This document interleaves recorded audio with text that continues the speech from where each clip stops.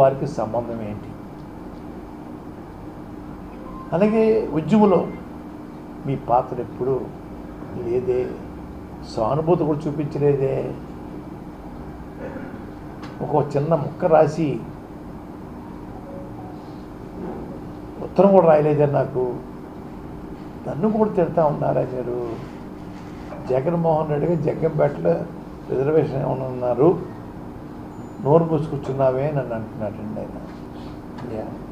నేను సవటనే, వారిలాగా నేను అమ్ముడైపోయే మనిషిని, దద్దబ్బని, చేతకానివాడిని, పౌరుషం లేనివాడిని, ఉద్రేకం లేనివాడిని, ఆవేశం లేనివాడిని. అయ్యా మీకు అన్నీ ఉన్నాయి కదా, మీరెందుకు రోడ్డెక్కలేదు? మీరెందుకు రోడ్డెక్కలేదు? మీరు చేయొచ్చు కదా. నేను చేయొద్దని చెప్పలేదే, ఇది నాకు రాసివ్వలేదే ఉద్యమం చేయమని ఎవరన్నా. నా అందరు నేను వారు సహకారం చేయాలని చెప్పి దిగాను.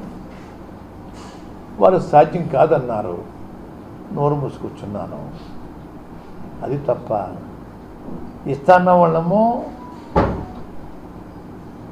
అడగడం తప్ప, నేను ఇవనన్న వాళ్ళని అడగలేదని చెప్పి తప్ప అంటారా? అసలు అర్థం ఉందా? పవన్ కళ్యాణ్ గారు, ఎమ్మెల్యేని అడిగే హక్కు మీకు లేదు. మీ మోచేతి కింద నీళ్లు తగ్గి వాళ్ళు ఏమేమి ఎమ్మెల్యేలు అవ్వలేదు. జగన్మోహన్ రెడ్డి గారి దయ వల్ల వాళ్ళు ఎమ్మెల్యేలు అయ్యారు. వారిని ప్రశ్నించే హక్కు, అధికారం మీకు లేదు లేదు లేదు. ఈ మధ్య మన చక్రమూడి గణేష్ గారిని చాలా దారుణంగా అవమానంతో మాట్లాడేది. బ్లేడ్ బ్యాచ్ అని, గంజా బ్యాచ్ అని,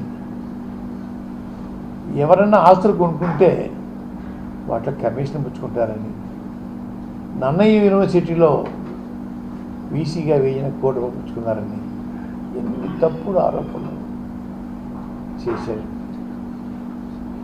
అయ్యా పవన్ కళ్యాణ్ గారు, గతంలో ఏమన్నా ఈ బ్లేడ్ బ్యాచ్కి, గంజా బ్యాచ్కి మీరేమన్నా నాయకత్వం వహించిన సందర్భం ఉందా? మీ దగ్గర ఏమైనా జక్కమూడి గణేష్ గారు అందులో పనిచేశారా?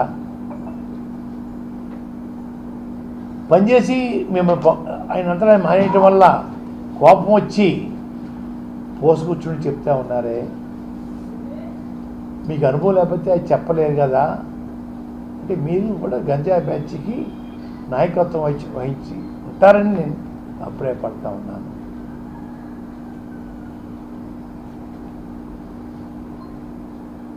దారుణమైన ఆరోపణలు చేసేసి వెళ్ళిపోవడం, మళ్ళీ ఆ ఆరోపణలు రిప్లై ఇస్తే దానికి సమాధానం ఇవ్వకపోవటం ఏంటి పవన్ కళ్యాణ్ గారు? ఎంతవరకు శోభం అంటుంది? ఏం చెప్పాడు తెలుసా పవన్ కళ్యాణ్ గారు, జక్కమూడి గణేష్ గారు? ఈ ఆరోపణలో రుజువు అయితే జిల్లా వదిలి వెళ్ళిపోతాను, రుజువు చేయలేకపోతే నువ్వేం చేస్తావు అని అడిగాడు. ఇలా సమాధానం చెప్పలేరా? చెప్పే దమ్ము లేదా?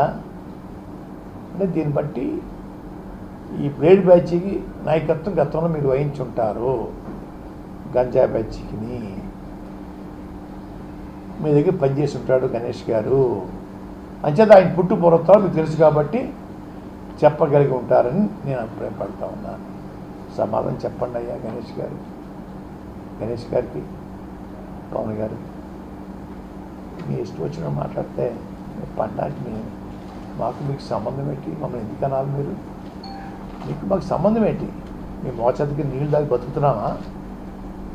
మీ ఇష్టేటా ఇది?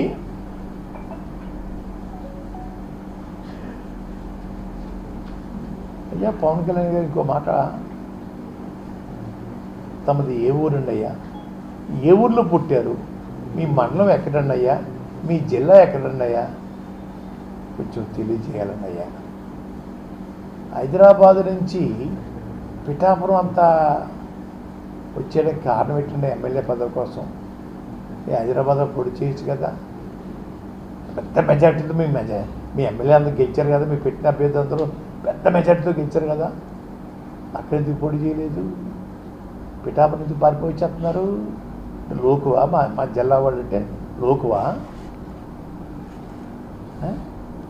హైదరాబాద్ పోటీ చేయొచ్చు కదా. అది ముందు మీ అడ్రస్ చెప్పండి అయ్యా.